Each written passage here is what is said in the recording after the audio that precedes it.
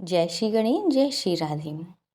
5 मार्च दिन मंगलवार, फागुन मास चल रहा है और इस संबंध में हम लोग रोज़ एक नई पौराणिक कथाओं का श्रवण कर रहे हैं।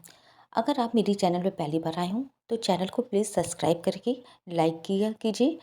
वीडियो को ज़्यादा से ज़्यादा शेयर करके कमेंट में हर हर महादेव लिखा कीजिए। फागुन मास में सम्मिलित रूप से हरिहर की पूजा और चंद्रदेव की पूजा एक साथ की जाती है। हरिहर महादेव और श्री हरि की साथ में चंद्रदेव की पूजा अर्चना करने से अद्भुत फल की प्राप्ति होती है। घर में कभी भी दुख दरिद्रता नहीं रहती है। इसी संबंध में आज हम लोग चंद्रदेव से संबंधित एक कथा का श्रवण करेंगे। ज्योतिष के मुताबिक चंद्रमा को एक स्त्री गुण वाला ग्रह माना गया है, जो मन, सुख, शांति, धन, संपत्ति, माता, ममता जैसे कारकों को प्रभावित करता है। ज्योतिष में चंद्रमा को कर राशि का स्वामी माना गया है।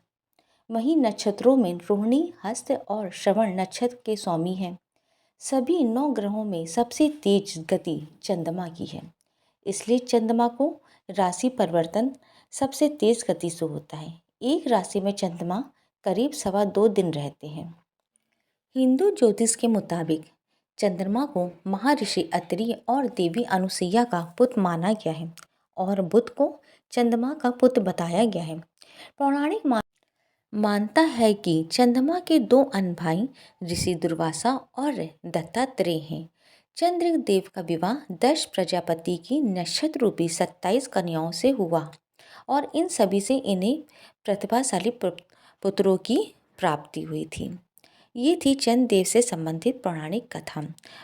हर हर महादेव। अब हम लोग सुनेंगे शिव महापुराण का पाठ। हर हर महादेव। शिव पुराण अध्याय 13, संक्षिप्त शिव पुराण।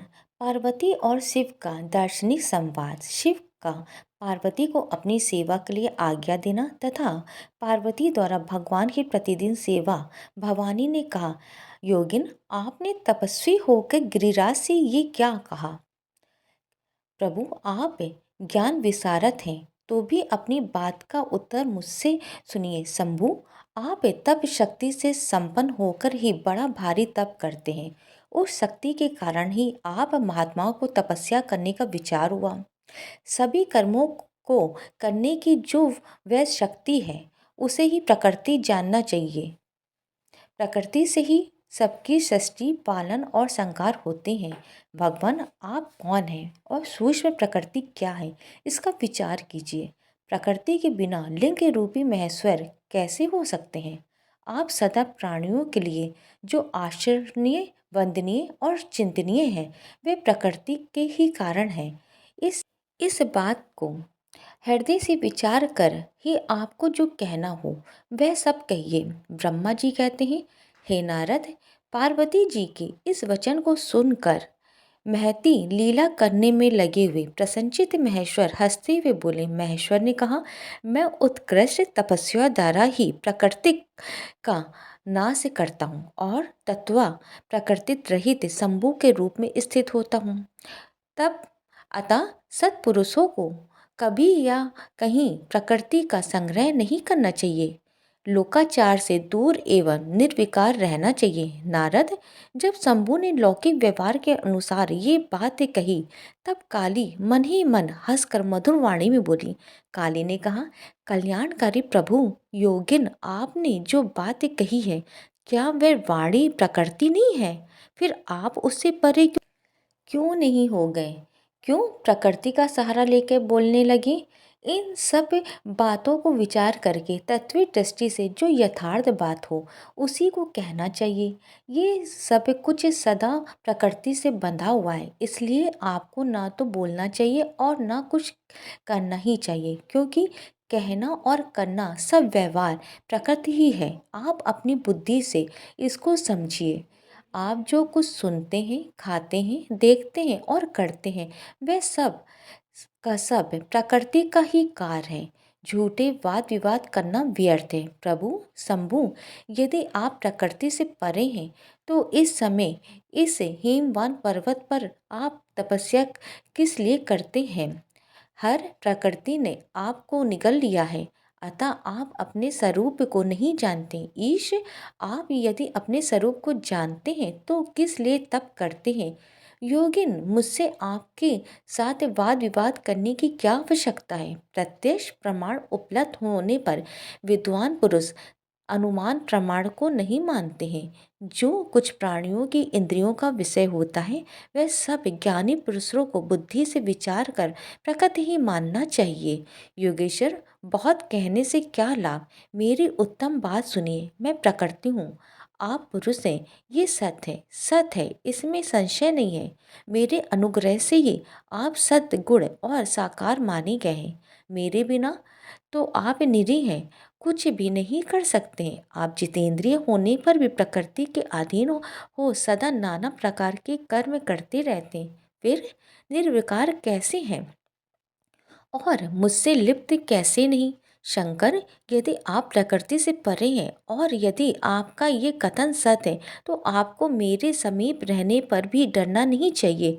ब्रह्मा जी कहते हैं, पार्वती का ये संख्य शास्त्र के अनुसार कहा हुआ वचन सुनकर भगवान शिव वेदांत मत में स्थित हो उससे यूं बोले। श्री शिव ने कहा, सुंदर भाषण करने वाली गिरजे, यदि तुम संग मत को धारण करके ऐसी बात कहती हो तो प्रतिदिन मेरी सेवा करो, परंतु वह सेवा शास्त्र निषेध नहीं होनी चाहिए।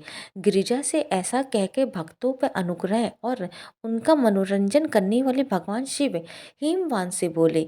शिव ने कहा, गिरिराज, मैं यही तुम्हारे अत्यंत रमणीय क्षेत्र शिखर की भूमि पर उत्तम तपस्या तथा अपने आनंद में प्रमाण स्वरूप का विचार करता हुआ विचरूंगा। पर्वतराज, आप मुझे यहाँ तपस्या करने की अनुमति दें।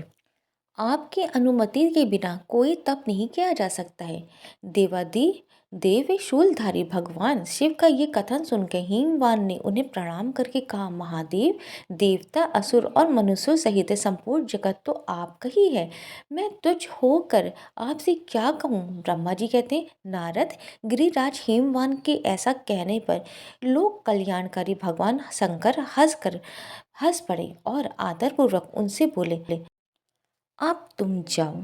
शंकर की आज्ञा पाके हिमवान अपने घर लौट गए। वे गिरिजा के सर प्रतिदिन उनके दर्शन के लिए आते थे। काली अपने पिता के बिना भी दोनों सखियों के साथ नित शंकर जी के पास जाती और भक्ति पूर्वक उनकी सेवा में लगी रहती। नंदीश्वर आदि कोई गढ़ उन्हें रोकता नहीं था, तात महेश्वर के आदेश से ही ऐसा होता था। प्रत्येक गढ़ पवित्रता पूर्वक रहकर उनकी आज्ञा का पालन करता था। जो विचार करने से परस्पर अभिन्न सिद्ध होते हैं उन्हीं शिवा और शिव ने संघ और वेदांत मत में स्थित हो जो कल्याणदायक संवाद किया वह सर्वदा सुख देने वाला है। वह संवाद मैंने यहाँ कह सुनाया है। इंद्रिया अतीत भगवान शंकर ने गिरिराज के कहने से उनका गौरव मानकर उनकी पुत्री को अपने पास रहकर सेवा करने के लिए स्वीकार कर लिया। काली अपनी दोनों सखियों के साथ चंद्रशेखर महादेव जी की सेवा के लिए प्रतिदिन आती जाती रहती थी। वह भगवान शंकर के चरण धोकर उस चरणामृत का पान करते थे। आग से ताप कर शुद्ध किए हुए वस्त्र से अथवा गर्म जल से धोए हुए वस्त्रों के द्वारा उनके शरीर का मर्जन करती, उसे मलती पोसती, फिर 16 उपचारों से विधिव्रत और हर की पूजा करके बारंबार उनके चरणों में प्रणाम करने के पश्चात प्रतिदिन पिता के घर लौट जाती रही। मुनिश्रेष्ठ, इस प्रकार ध्यान परायण शंकर की सेवा में लगी हुई शिवा का महान समय व्यतीत हो गया, तो भी वे अपनी इंद्रियों को संयम में रख के पूर्व व्रत उनकी सेवा करती रहे।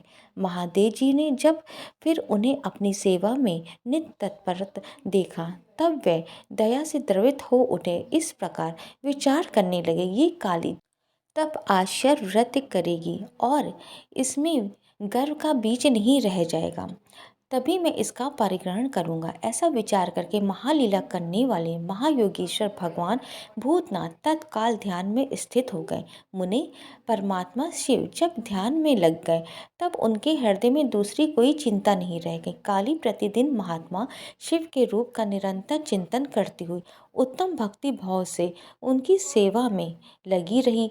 ध्यान परायण भगवान हर शुद्ध भाव से वहाँ रहती हुई काली को नित्य देखते थे, फिर भी पूर्व चिंता को भुला के उन्हें देखते हुए भी नहीं देखते थे। इसी बीच में इंद्र आदि देवताओं तथा मुनियों ने ब्रह्मा जी की आज्ञा से कामदेव को वहाँ आदरपूर्वक भेजा। वे काम की प्रेरणा से काली का रुद्र के साथ संयोग करना चाहते थे। उनके ऐसा करने में कारण ये था कि महापराक्रमी तारकासुर से वे बहुत पीड़ित थे और शंकर जी से किसी महान बलवान पुत्र की उत्पत्ति चाहते थे।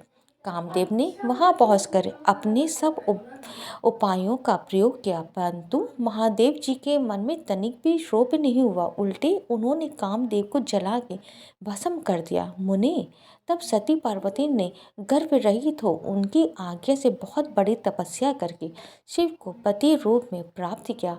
फिर वे पार्वती और परमेश्वर परस्पर अत्यंत प्रेम से और प्रसन्नतापूर्वक रहने लगे। उन दोनों ने परोपकार में तत्पर रह के देवताओं का महान कार्य सिद्ध किया। आज का अध्याय यहीं पे विराम देते हैं। आशा करते हैं कि कल कभी आप शिव पुराण का पाठ अवश्य सुनेंगे, क्योंकि संपूर्ण कथा का श्रवण करने से संपूर्ण फल की प्राप्ति होती है। अगर आपको शिव पुराण का पाठ पसंद आया हो तो हर हर महादेव कमेंट में करके चैनल को सब्सक्राइब करके लाइक कीजिए वीडियो को। हर हर महादेव। नारायण कवच का पाठ करने से श्री हरि की कृपा दृष्टि सदैव हमारे ऊपर बनी रहती है। अगर हमारे मन में कोई संकल्प है तो उस संकल्प को हमको अपने मन में कर लेना चाहिए और श्री हरि से प्रार्थना करनी चाहिए कि हे ईश्वर, आप मेरी सभी मनोकामना को पूर्ण करें, क्योंकि कवच धारण करने से हमारी सारी व्याधा दूर होती है। इस प्रकार आज इसका हम लोग श्रवण करेंगे श्री हरि का ध्यान करके। राजा परीक्षित ने पूछा, भगवान, देवराज इंद्र ने जिससे सुरक्षित होकर शत्रुओं की चतुर्णी सेना को खेल खेल में अनायास ही जीत कर त्रिलोकी की राज रश्मि का उपभोग किया, आप उस नारायण कवच को सुनाइए और ये भी बताइए कि उन्होंने उससे सुरक्षित होकर रणभूमि में किस प्रकार आक्रमणकारी शत्रुओं पर विजय प्राप्त की। श्री सुखदेव जी महाराज ने कहा, परीक्षित, जब देवताओं ने विश्व रूप को पुरोहित बना लिया, तब देवराज इंद्र के प्रश्न करने पर विश्व रूप ने नारायण कवच का उपदेश दिया। तुम एकाग्रचित्त होकर उसका श्रवण करो। विश्व रूप ने कहा, देवराज इंद्र, भय का अवसर उपस्थित होने पर नारायण कवच धारण करके अपने शरीर की रक्षा करनी चाहिए। उसकी विधि ये है कि पहले हाथ पैर धो के आचमन करें और फिर हाथ में कुश की पवित्री धारण करके उत्तर मुख करके बैठ जाए। इसके बाद कवच धारण पर्यंत और कुछ न बोलने पर निश्चय करके पवित्रता से ओम नमो नारायण और ओम नमो भगवते वासुदेव इन मंत्रों के द्वारा हृदय आदि अन्यास तथा अंगुष्ठ आदि कर न्यास करें। पहले ओम नमो नारायण इस अष्टाक्षर मन के ओम आदि 8 अक्षरों का क्रमशः पैरों, घुटनों, जांघों, पेट, हृदय, व्रज स्थल, मुख और सिर में न्यास करें, अथवा पूर्वोक्त मन के यकार से लेकर ओमकार तक 8 अक्षरों का सिर से आरंभ कर उन्हीं 8 अंगों में विपरीत क्रम से न्यास करें। फिर ओम विष्णु नमः इस मंत्र के पहले अक्षर ओम का हृदय में, वी का ब्रह्म रंध्र में, शाह का बाहुओं के बीच में, अड़ा का चोटी में, वे का दोनों नेत्रों और ना का शरीर की सब गांठों में न्यास करे। तदंतर ओम माँ अस्त्राय फट कहकर दिक बंद करें। इस प्रकार न्यास करने से इस विधि को जानने वाला पुरुष मंत्रमय हो जाता है। इसके बाद समग्र ऐश्वर्य, धर्म, यश, लक्ष्मी, ज्ञान और वैराग से परिपूर्ण इष्ट देव भगवान का ध्यान करे और अपने को भी तत् रूप ही चिंतन करे। तत्पश्चात विद्या, तेज और तप स्वरूप इस कवच का पाठ भगवान श्री हरि गणु जी के पीठ पर अपने चरण कमल रखे हुए अणिमा आदि 8 सिद्धियां उनकी सेवा कर रही हैं। 8 अंगूठों में शंख, चक्र, ढाल, तलवार, गदा, बाण, धनुष और पास फंदा धारण किए हुए हैं। वही ओंकार स्वरूप प्रभु सब प्रकार से सब ओर से मेरी रक्षा करें। मस मूर्ति भगवान जल के भीतर जल जंतुओं से और वरुण के पास से मेरी रक्षा करें। माया से ब्रह्मचारी रूप धारण करने वाले वामन भगवान स्थल पर और विश्व रूप श्री त्रिविक्रम भगवान आकाश में मेरी रक्षा करें। जिनकी घोर अट्टहास करने पर सब दिशाएं गूंज उठी थी और गर्भवती दैत्य पत्नियों के गर्भ गिर गए थे। वे दैत्य युद्ध पतियों के शत्रु भगवान नरसिंह किले जंगल रणभूमि आदि विकट स्थानों में मेरी रक्षा करें। अपनी दाढ़ों पे पृथ्वी को उठा लेने वाले यज्ञ मूर्ति वराह भगवान मार्ग में परशुराम जी पर्वतों के शिखरों और लक्ष्मण जी के सहित भरत के बड़े भाई भगवान रामचंद्र प्रवास के समय मेरी रक्षा करें। भगवान नारायण मरण मोहन आदि भयंकर अभिचारों और सब प्रकार के प्रमादों से मेरी रक्षा करें। ऋषि श्रेष्ठ नर गर्भ से योगेश्वर भगवान दत्तात्रेय योग के विघ्नों से और त्रिगुणाधिपति भगवान कपिल कर्म बंधन से मेरी रक्षा करें। परम ऋषि सनत कुमार कामदेव से है गरीब भगवान मार्ग में चलते समय देव मूर्तियों को नमस्कार आदि ना करने के अपराध से, देव ऋषि नारद सेवा अपराधों से और भगवान कश्यप सब प्रकार के नरकों से मेरी रक्षा करें।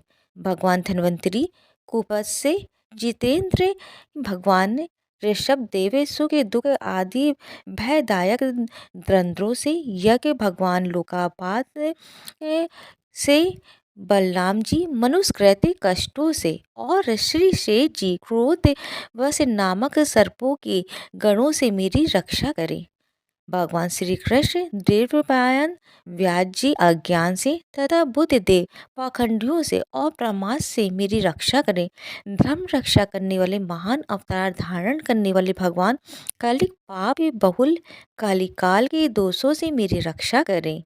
प्रातःकाल भगवान केशव अपनी गदा लेकर, कुछ दिन चढ़ जाने पे भगवान गोविंद अपनी बांसुरी लेके, दोपहर की पहली भगवान नारायण अपनी तीक्ष्ण शक्ति लेकर और दोपहर को भगवान विष्णु चक्र राजे सुदर्शन लेके मेरी रक्षा करें। तीसरे पहर में भगवान मधुसूदन अपना प्रचंड धनुष लेके मेरी रक्षा करें।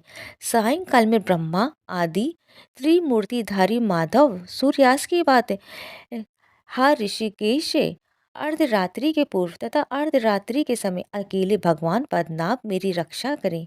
रात्रि के पिछले प्रहर में श्री वासलाचन श्री हरि उषा काल में खड़गधारी भगवान जनार्दन सूर्योदय से पूर्व श्री दामोदर और संपूर्ण संध्याओं में काल मूर्ति भगवान विश्वेश्वर मेरी रक्षा करें। सुदर्शन आपका आकार चक्र रथ के पहिए की तरह है। आपके किनारे का भाग प्रलय कालीन अग्नि के समान अत्यंत तीव्र है। आप भगवान की प्रेरणा से सब ओर घूमते रहते हैं। जैसे आग वायु की सहायता से सूखी घास फूस को जला डालती है, वैसे ही आप हमारी शत्रु सेना को शीघ्र से शीघ्र जला दीजिए।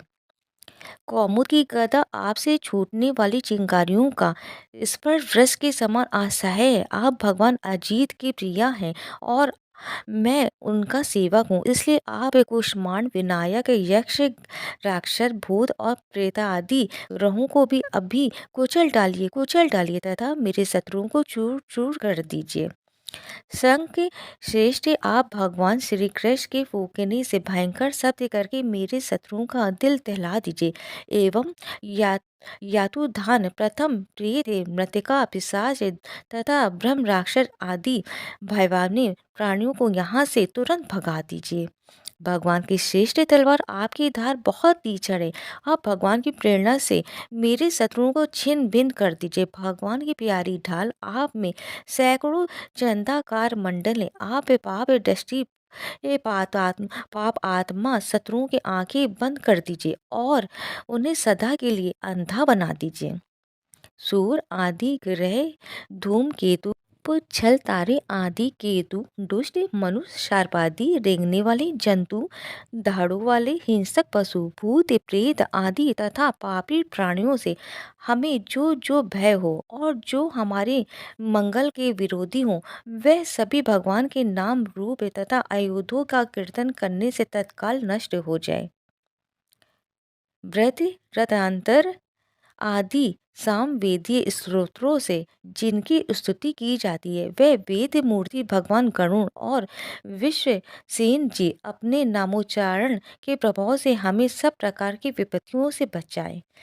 श्री हरि के नाम रूप वाहन आयुध और श्रेष्ठ पार्षद हमारी बुद्धि इंद्रिय मन और प्राणों को सब प्रकार की आपत्तियों से बचाए। जितना भी कार अथवा कारण रूप जगत है, वह वास्तव में भगवान ही है। इस सत्य के प्रभाव से हमारे सारी उपद्रव नष्ट हो जाए। जो लोग ब्रह्म और आत्मा की एकता का अनुभव कर चुके, उनकी दृष्टि में भगवान का स्वरूप समस्त विकल्पों से रहित है, वेद वेदों से रहित, और फिर भी वे अपनी माया शक्ति के द्वारा भूषण आयुध रूप नामक शक्तियों को धारण करते हैं।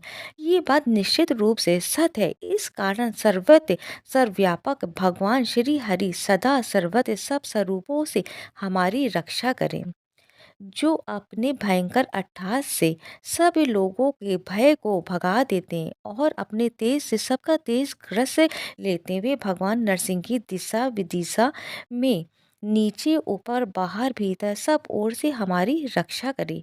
देवराज इंद्र, मैंने तुम्हें ये नारायण कवच सुना दिया। इस कवच से तुम अपने को सुरक्षित कर लो। बस फिर तुम अनायासी सब दैत्य युद्धपतियों को जीत कर लोगे।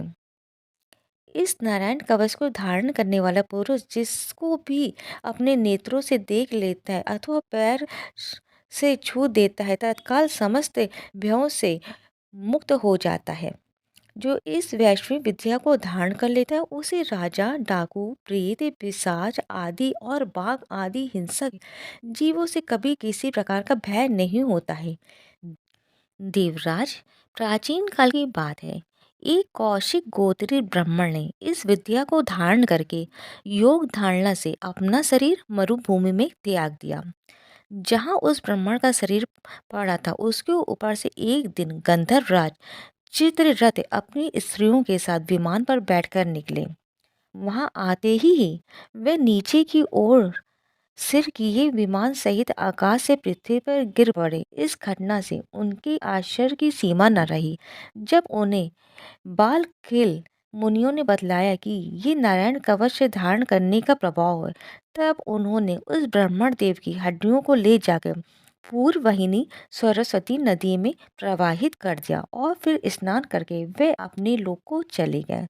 श्री शुक देव कहते हैं, परीक्षित, जो पुरुष इस नारायण कवच को समय पर सुनता है और जो आदर पूर्वक इसे धारण करता है, उसके सामने सभी प्राणी आदर से झुक जाते हैं और वह सब प्रकार के भयों से मुक्त हो जाता है। परीक्षित, सत्यकृति इंद्र ने आश्चर्य विषय रूप जी से ये वैष्णव विद्या प्राप्त करके रणभूमि में असुरों को जीत लिया और वे त्रैलोक लक्ष्मी का उपभोग करने लगे। इस प्रकार नारायण कवच यहीं पे समाप्त होता है। इसलिए अपनी मनोकामना को हम लोग मन ही मन भगवान से संकल्प करेंगे, हे भगवान आप मेरी सभी मनोकामना पूर्ण करें, जो सुनते हैं उनकी भी सभी मनोकामना पूर्ण करें, और जो वीडियो को ज़्यादा से ज़्यादा शेयर करके चैनल को सब्सक्राइब करते, लाइक करके और कमेंट में जय श्री हरि लिखते, उनकी सभी मनोकामना ईश्वर पूर्ण करें। जय श्री हरि।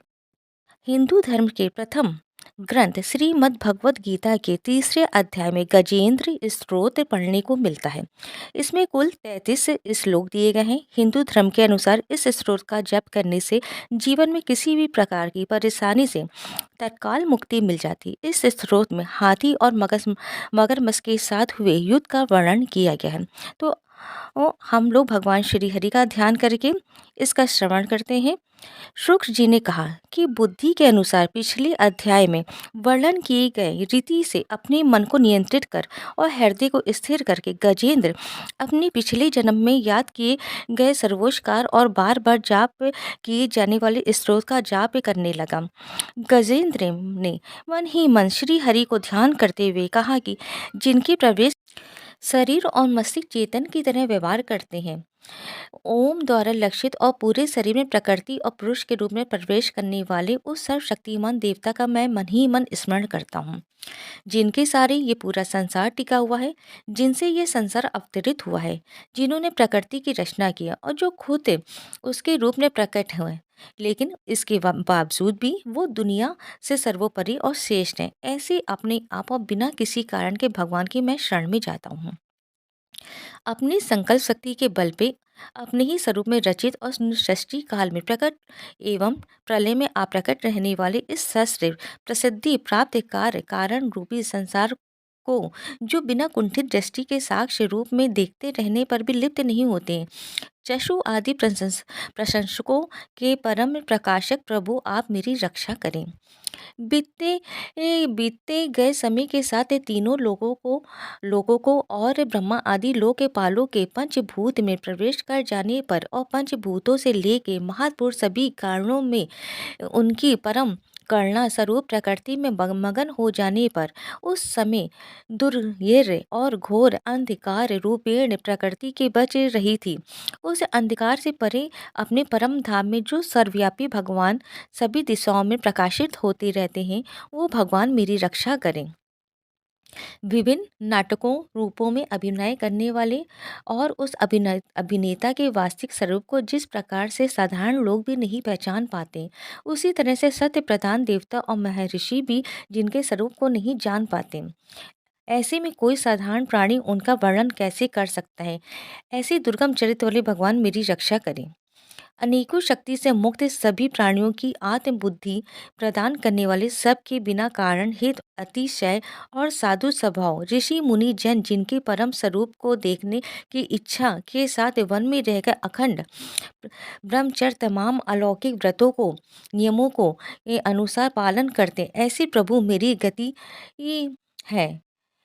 वह जिनका हमारी तरह ना तो जन्म होता है और ना जिनका अहंकार में कोई भी काम नहीं होता है, जिनके निर्गुण रूप का ना कोई नाम है और ना कोई रूप है, इसके बावजूद भी वह समय के साथ इस संसार की सृष्टि और प्रलय के लिए अपनी इच्छा से अपने जन्म को स्वीकार करते हैं।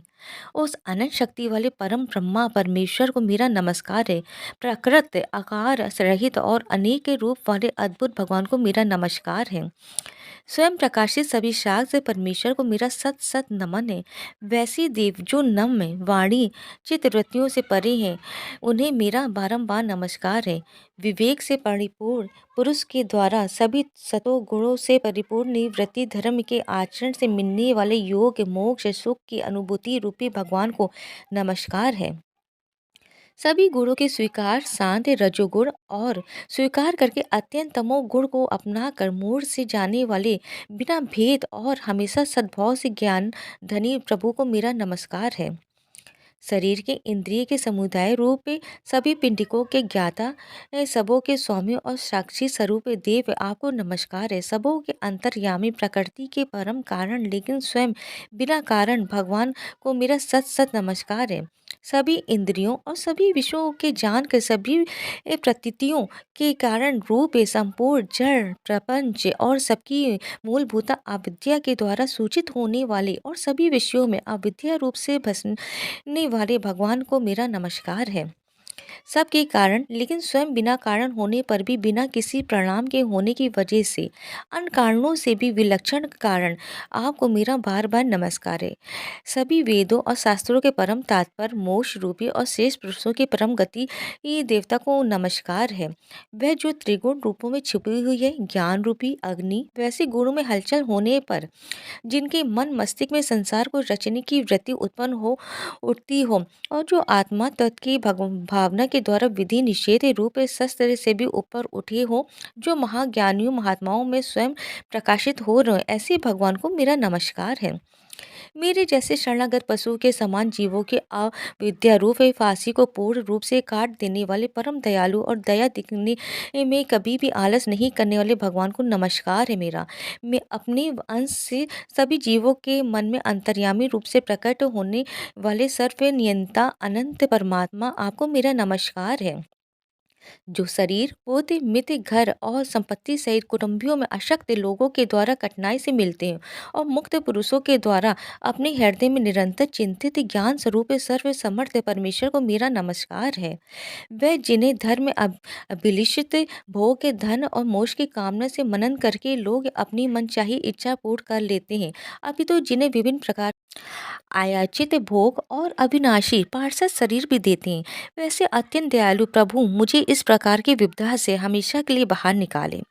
वह जिनके एक से अधिक भक्त हैं, जो मुख्य रूप से एकमात्र उसी भगवान की शरण में, जो धर्म अर्थ आदि किसी भी पदार्थ की अभिलाषा नहीं रखते हैं, जो केवल उन्हीं के परम मंगलमय एवं अत्यंत विलक्षण चरित्र का गुणगान करते हैं, उनके आनंदमय समुद्र में गोते लगाते हैं। उन अविनाशी सर्वव्यापी सर्वमान ब्रह्मादि के भी नियामक भक्तों के लिए भी हमेशा प्रकट होने वाले भक्ति योग द्वारा प्राप्त अत्यंत निकट होने पर भी माया के कारण अत्यंत दूर महसूस होने वाले इंद्रियों के द्वारा आगमय और अत्यंत दुर्विक अंतर रहित लेकिन सभी के आदि कारक और सभी तरफ से परिपूर्ण उस भगवान की मैं स्तुति करता हूँ। वो जो ब्रह्मा सहित सभी देवता चारों वेद समस्त चर और अचर जीव के नाम और आकृति भेद से जिनके अत्यंत क्षुद्र अंशों से रचित हैं, जिस तरह से जलती हुई अग्नि की लपटें और सूरज की किरणें हर बार बाहर निकलती हैं और फिर से अपने कारण में लीन हो जाती हैं, उसी प्रकार बुद्धि मस्तिष्क इंद्रियों और नाना योगिनियों के शरीर से जिन गुणों से प्राप्त शरीर जो स्वयं प्रकाश से परमात्मा से अवतरित होकर फिर से उन्हीं में लीन हो जाता है, वह भगवान जो ना तो देवता है न असुर न मनुष्य और ना ही मनुष्य से नीचे किसी अन्य योनि के प्राणी, ना ही वो स्त्री है ना ही पुरुष है और ना ही नपुंसक है और ना ही वो कोई ऐसी जीव है जिनका इन तीनों ही श्रेणी में समावेश है। वो ना तो गुण है ना कर्म है, वो ना ही कार्य और ना ही कारण, इन सभी योनियों का निषेध होने पर जो बचता है वही उनका असली रूप है। ऐसे प्रभु मेरा उत्थान करने के लिए प्रकट हो।